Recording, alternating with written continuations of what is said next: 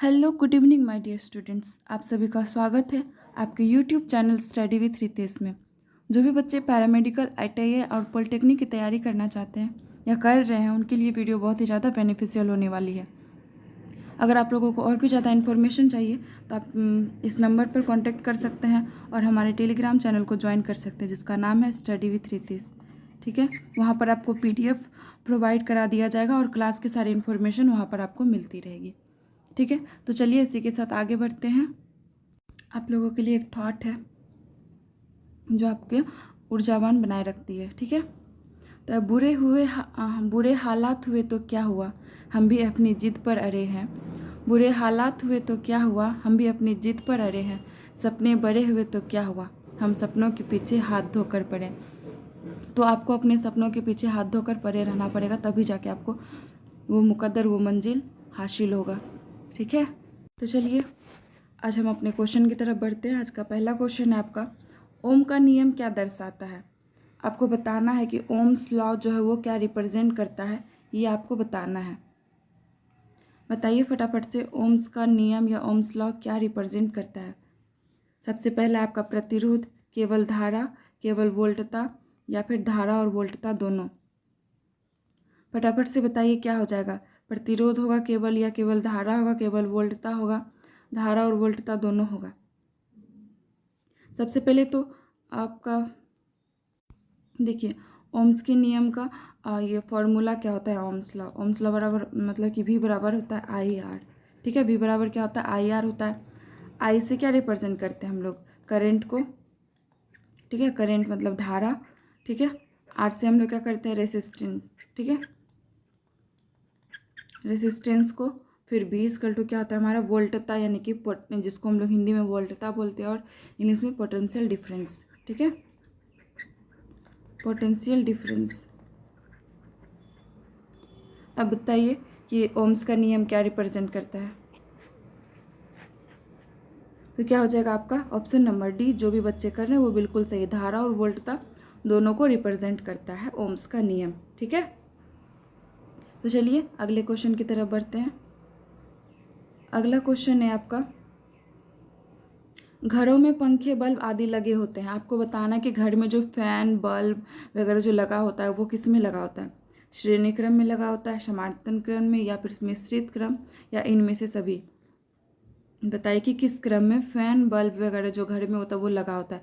श्रेणी क्रम में, समांतर क्रम में, मिश्रित क्रम में, या फिर इनमें से सभी, कि सब में लगा होता है। बताइए फटाफट से। देखिए समांतर क्रम कैसा होता है आपका, तो इसको हम लोग समांतर क्रम को लिखते हैं 1/r इक्विवेलेंट में। ठीक है, तो 1/r1 प्लस 1/r2, ठीक है, प्लस 1/r3, उसका डॉट डॉट डॉट डॉट जो भी होगा सोन। ठीक है, ऐसे करके फिर आपका श्रेणी क्रम में उसको हम लोग डायरेक्ट लिखते हैं R बराबर R1 plus R2 plus R3। ठीक है, ये आपका हो गया श्रेणी क्रम में। तो आपको बताना है कि घर में जो फैन वगैरह लगा होता है वो किस में लगाता है। जो भी बच्चे ऑप्शन नंबर बी कर रहे हैं वो बिल्कुल सही है। क्या हो जाएगा आपका समांतर क्रम में, समांतर क्रम में लगा होता है। घरों में जो फैन, बल्ब वगैरह जो लगा होता है, तार जो जुड़ा होता है वो किस में लगा होता है आपका समांतर क्रम में। ठीक है, चलिए अगला प्रश्न है आपका कि प्रतिरोध का मात्रक है। आपको बताना है कि प्रतिरोध का मात्रक क्या होगा। फटाफट से बताइए। एम्पियर होगा, कुलाम होगा, यहाँ पर कुलाम कर लीजिएगा। ठीक है, कुलाम होगा, हेनरी होगा, या ओम होगा। बताइए फटाफट से प्रतिरोध का मात्रक क्या होगा। एम्पियर, कुलाम, हेनरी, ओम। ठीक है, तो ओम्स नियम पढ़ते हैं। ठीक है, और प्रतिरोध उसमें रेजिस्टेंस आया था आपका, तो क्या हो जाएगा आपका ओम। ठीक है, इसका जो मात्रक होता है ओम, ऐसे इसको लिखते हैं। ठीक है, ओम। फिर अब जा देखिए एम्पियर किसका मात्रक है, तो ये विद्युत धारा का। ठीक है, विद्युत धारा। फिर आपका कुलाम किसका हो जाएगा, ये आवेश मापने का। ठीक है, क्या, आवेश मापने का। उसके बाद है आपका हेनरी। हेनरी किसका होता है, प्रेरक का। ठीक है, प्रेरकत्व। ठीक है, इस तरह आपको सारा जो मात्रक वो याद रखना पड़ेगा। कभी भी कोई सा भी मात्रक पूछ लेगा तो ये इकाई, यूनिट, मतलब यूनिट जो होता है ऐसा यूनिट, वो आपको सबका याद होना चाहिए। ठीक है। अगला क्वेश्चन है आपका, आदर्श वोल्ट मीटर की प्रतिरोधकता कितनी होती है। आपको बताना है कि आदर्श वोल्ट मीटर की प्रतिरोधकता कितनी होती है। बताइए, what is the resistivity of an ideal volt meter. फटाफट से बताइए क्या हो जाएगा। 0 होगा, निम्न होगा, उच्च होगा या असीमित होगा। तेजी से आंसर कीजिए, क्या हो जाएगा। आदर्श वोल्ट मीटर की प्रतिरोधकता कितनी होती है। 0, निम्न, उच्च, असीमित। बताइए तो क्या हो जाएगा, असीमित। जो भी बच्चे ऑप्शन नंबर डी कर रहे हैं वो बिल्कुल सही है। क्या हो जाएगा, आदर्श वोल्ट मीटर की प्रतिरोधकता जो होती है वो असीमित होती है। ठीक है। अगला प्रश्न है आपका, प्रत्यावर्ती धारा को डिश धारा में किसके द्वारा बदला जाता है। बताइए, प्रत्यावर्ती धारा को दिष्ट धारा में किसके द्वारा बदला जाता है। तो क्या हो जाएगा आपका, जल्दी से बताइए। फिल्टर के द्वारा, ट्रांसफार्मर के द्वारा, रेक्टिफायर के द्वारा। बताइए इन तीनों में से क्या हो जाएगा आपका। Filter, transformer, rectifier. Alternating current is converted into direct current. AC को डीसी में किससे बदला जाता है, डीसी में। तो क्या हो जाएगा आपका, रेक्टिफायर के द्वारा। ठीक है। वो ट्रांसफार्मर जो होता है उसमें रेक्टिफायर लगा होता है और उसी रेक्टिफायर के द्वारा जो दिष्ट धारा को, प्रत्यावर्ती धारा को दिष्ट धारा में बदला जाता है। ठीक है। अगला प्रश्न है आपका, निम्न में से कौन अर्धचालक नहीं है। आपको बताना है कि सेमीकंडक्टर कौन सा नहीं है इन चारों में से। बताइए, जर्मेनियम, सिलिकॉन, सेलेनियम, आर्सेनिक। इन चारों में से कौन सा आपका अर्धचालक नहीं है ये बताइए। बाकी सारा अर्धचालक है, एक अर्धचालक नहीं है, तो उसको बताना है कि कौन सा आपका अर्धचालक नहीं है इनमें से। फटाफट से बताइए क्या होगा। तो क्या हो जाएगा आपका, आर्सेनिक। जो भी बच्चे ऑप्शन नंबर डी कर रहे हैं वो बिल्कुल सही है। क्या हो जाएगा, आर्सेनिक जो वो आपका सेमीकंडक्टर नहीं है। ठीक है। क्या है, सेमीकंडक्टर नहीं है आपका कौन, आर्सेनिक। ओके, चलिए तो अगला क्वेश्चन है आपका, कौन सा यंत्र समुद्र के ऊपर की वस्तुओं को देखने के लिए, समुद्र के मतलब कि समुद्र से ऊपर की वस्तुओं को देखने के लिए पनडुब्बी का इस्तेमाल किया जाता है। ठीक है। तो आपको बताना कि समुद्र में जो वस्तुओं को देखा जाता है उसको देखने के लिए मतलब कि कौन सी मीटर का इस्तेमाल किया जाता है। ठीक है, कौन से यंत्र का इस्तेमाल किया जाता है ये आपको बताना है। बताइए फटाफट से क्या हो जाएगा आपका।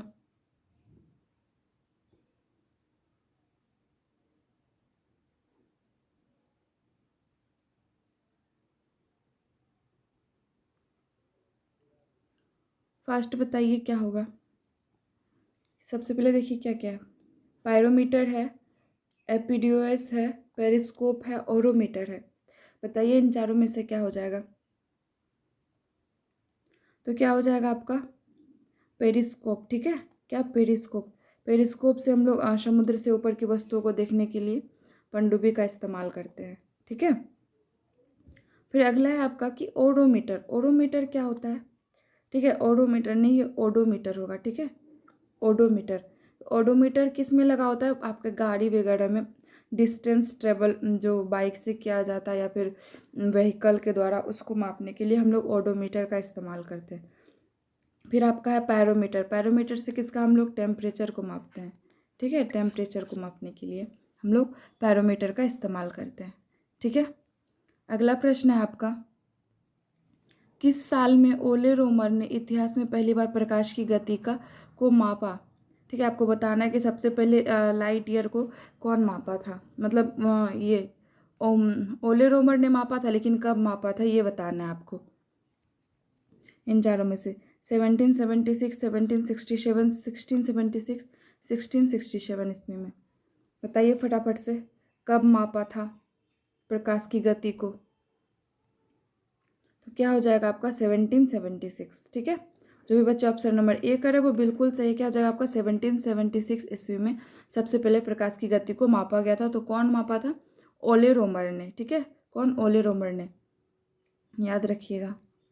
अगला प्रश्न है आपका, वह एसिड जो लेड से क्रिया करके H2 देता है। आपको बताना है कि लेड से क्रिया करके कौन सा एसिड जो है वो H2 देता है। फटाफट से बताइए। HNO3 SuN HCl है, H2SO4 है, इनमें से कोई नहीं। क्या हो जाएगा, फटाफट से बताइए। तो क्या हो जाएगा आपका, जो भी बच्चे ऑप्शन नंबर बी कर रहे हैं वो बिल्कुल सही है। CON plus HCl, CON HCl जो है वो लेड के साथ अभिक्रिया करके H2 देगा। ठीक है। अगला प्रश्न है आपका, सल्फर डाइऑक्साइड का जलीय विलयन होता है। आपको बताना है कि सल्फर डाइऑक्साइड का जलीय विलयन क्या होगा। फटाफट से बताइए। सल्फर डाइऑक्साइड का जलीय विलयन क्षारीय होगा, अम्लीय होगा, उदासीन होगा, या इनमें से कोई नहीं। जल्दी से बताइए कि सल्फर डाइऑक्साइड का विलयन कैसा होता है। क्षारीय होता है, अम्लीय होता है, उदासीन होता है, या इनमें से कोई नहीं। जल्दी से बताइए। सल्फर डाइऑक्साइड का जलीय विलयन, aqueous solution of sulphur dioxide. तो क्या हो जाएगा आपका, ये अम्लीय होता है। ठीक है, क्या होता है, अम्लीय होता है। ओके, ध्यान रखिएगा। अगला प्रश्न है आपका, हाइड्रोजन गैस की प्रकृति क्या है। आपको बताना है कि नेचर ऑफ हाइड्रोजन क्या है।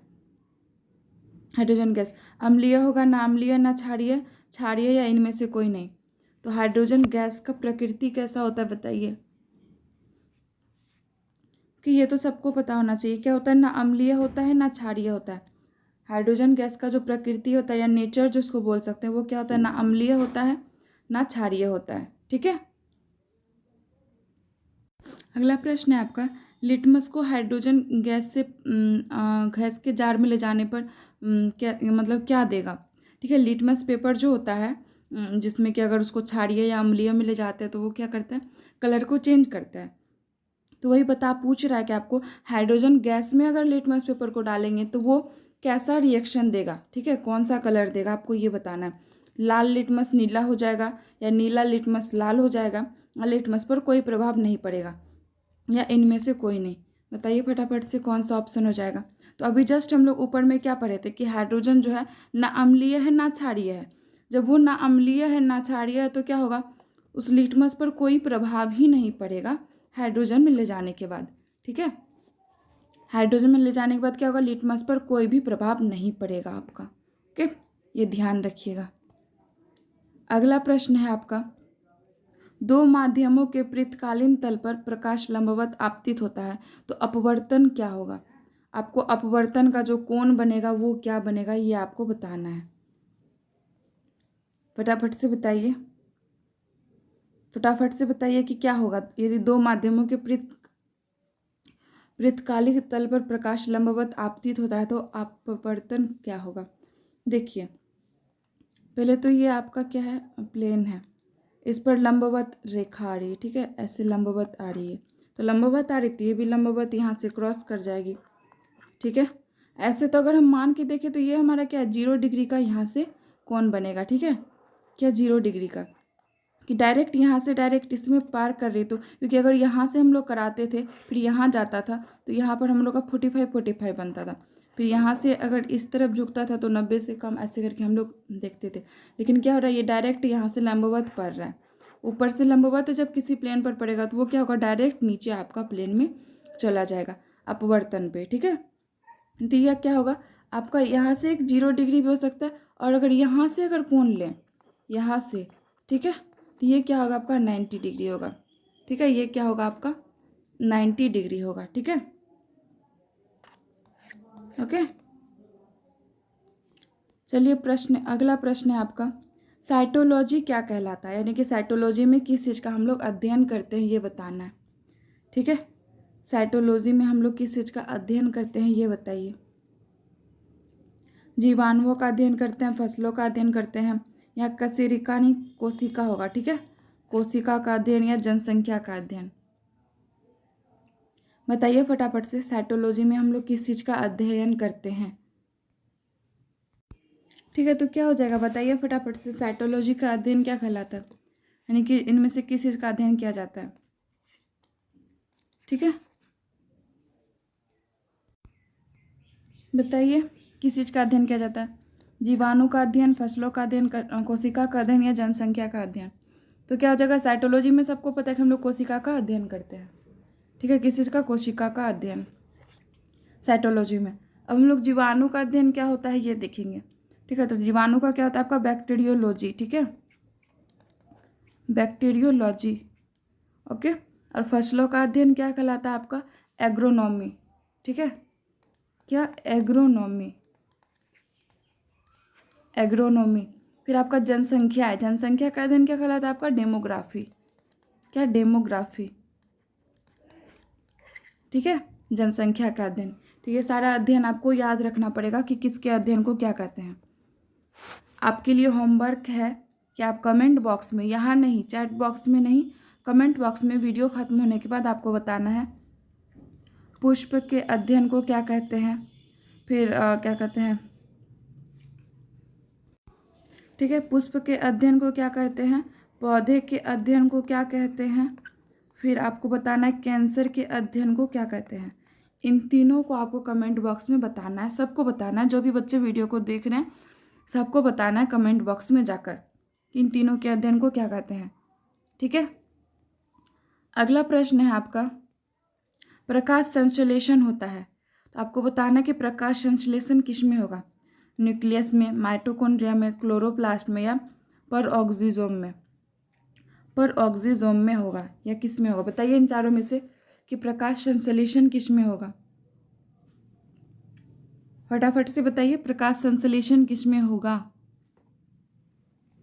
तो सब आप सबको बताना चाहिए जहाँ क्लोरो यानी कि क्लोरोफिल उसी के साथ ना प्रकाश संश्लेषण करेगा, तो यहाँ पर क्लोरोप्लास्ट के साथ ये प्रकाश संश्लेषण करेगा। ठीक है, क्लोरोप्लास्ट में प्रकाश संश्लेषण होता है, आपको ये बताना था। ठीक है, अगला प्रश्न आपका, निम्न में से किसका निर्माण हमारे शरीर में नहीं होता है, किसका निर्माण जो हमारे शरीर में नहीं होता है ये बताइए। विटामिन ए का, प्रोटीन का, एंजाइम का या हार्मोन का, किसका निर्माण हमारे शरीर में नहीं होता है ये बताइए फटाफट से।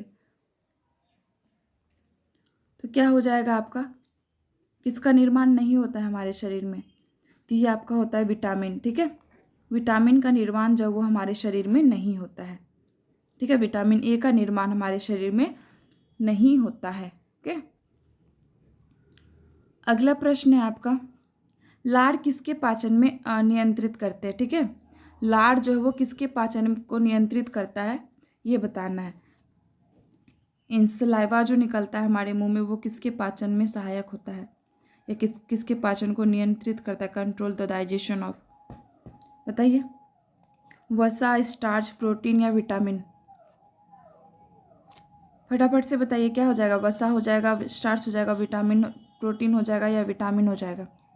तो क्या हो जाएगा, ये स्टार्च। ठीक है, आपके स्टार्च के पाचन को कंट्रोल करता है, सलाइवा या लार जिसको बोलते हैं। ठीक है, अगला प्रश्न है आपका, इन्फ्लुएंजा रोग होता है, आपको बताना है कि इन्फ्लुएंजा रोग किसके कारण होता है। फटाफट से बताइए कि इन्फ्लुएंजा रोग जो है वो किसके कारण होता है, विषाणु से होता है, कवक से होता है, शैवाल से होता है या जीवाणु से होता है। तो इन्फ्लुएंजा क्या है, ये वायरस है। ठीक है, ये क्या है, एक वायरस है, सबको पता है। तो ये क्या हो जाएगा आपका, विषाणु से। ठीक है, ये किससे होगा आपका, विषाणु से होगा। ठीक है, ये किससे होगा आपका, विषाणु से होगा। ठीक है, फिर जितने भी विषाणु से होने वाले रोग हैं वो आप एक चार्ट बना के उसको याद कर लीजिए। ठीक है, बहुत सारा क्या कहते हैं आपका ये मतलब कैसे हम लोग उसको बना के याद करते हैं, तो उस तरह से भी याद कर लीजिएगा। ठीक है, कुछ कुछ देख लीजिए। अब यहाँ विषाणु से होने वाला रोग, ठीक है, विषाणु से होने वाला रोग है तो उसको हम लोग यहाँ पर देख लेते हैं कुछ कुछ को। तो ये क्या हो जाएगा आपका, खसरा। ठीक है,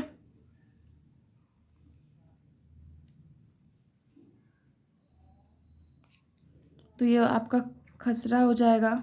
फिर आपका क्या कहते हैं ये मेनिंजाइटिस हो जाएगा, मेनिंजाइटिस हो जाएगा आपका, हेपेटाइटिस हो जाएगा, इन्फ्लुएंजा हो जाएगा, डेंगू हो जाएगा, छोटी माता हो जाएगा।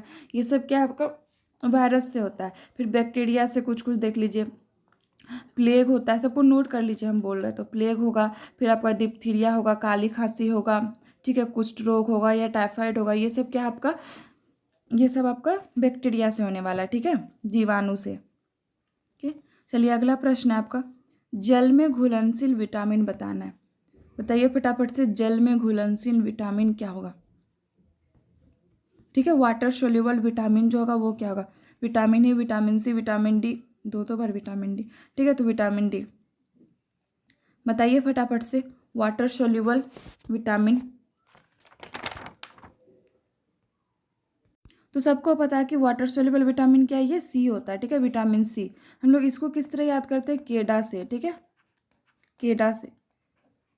केडा में जो विटामिन के है, विटामिन ई है, विटामिन डी है, ये सब क्या है, फैट सोल्यूबल है, ठीक है, ये फैट सोल्यूबल है। उसके बाद बाकी जो बचा विटामिन ए, विटामिन बी, सी, ये सब क्या आपका वाटर सोल्यूबल है, ठीक है। ये सब क्या था, यूरिन के थ्रू हमारा बॉडी से बाहर निकल जाता है, ठीक है। अगला प्रश्न है आपका कि वृद्धिकर हार्मोन बनाया जाता है। वृद्धिकर हार्मोन जो, ये ग्रोथ हार्मोन जो होता है वो किस ग्रंथि के द्वारा बनाया जाता है, ये आपको बताना है। तो पहला आपका पीयूष ग्रंथि है, हड्डियों के द्वारा, थायराइड ग्रंथि या पैराथायराइड ग्रंथि। बताइए सभी कोई कि वृद्धिकर हार्मोन जो है वो किसके द्वारा बनाया जाता है, कौन से ग्रंथि में इसका निर्माण होता है वृद्धिकर हार्मोन को, ठीक है। तो ये क्या हो जाएगा आपका, पीयूष ग्रंथि। सभी बच्चे को पता होगा कि वृद्धिकर हार्मोन जो वो पीयूष ग्रंथि में बनता है, ठीक है। ओके, आज के लिए इतना ही। अगर वीडियो अच्छा लगा हो तो लाइक, शेयर एंड सब्सक्राइब कीजिए। जो भी बच्चे नए हैं चैनल पर उसको सब्सक्राइब कर लीजिए। ओके, आगे इसी तरह बने रहिए जब तक एग्जाम है आप लोगों का इस वीडियो पर, ठीक है। और जो भी क्वेश्चन आगे जो दिए हैं उसको आप लोग कमेंट बॉक्स में ज़रूर बताइएगा, इससे पता चलेगा कि हाँ बच्चे भाई पढ़ाई करते हैं, ठीक है। ठीक है, चलिए तो tata bye bye, take care.